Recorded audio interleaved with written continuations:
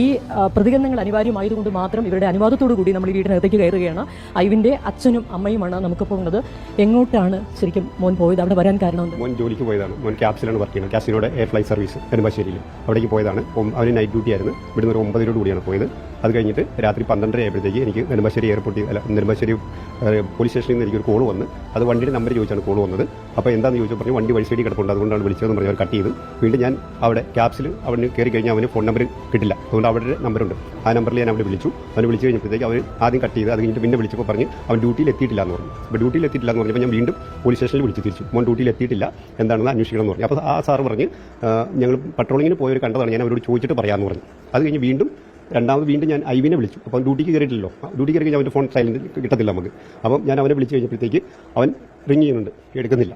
അത് കഴിഞ്ഞ് വീണ്ടും പോലീസ് സ്റ്റേഷനിൽ വിളിച്ചു. അപ്പോഴും ഇവരൊന്നും പറഞ്ഞില്ല. ഇതെല്ലാം കഴിഞ്ഞിട്ട് ഒരു 1:15 1 മണിയൊക്കെ കഴിഞ്ഞപ്പോഴത്തേക്ക് ക്യാപ്സിൽ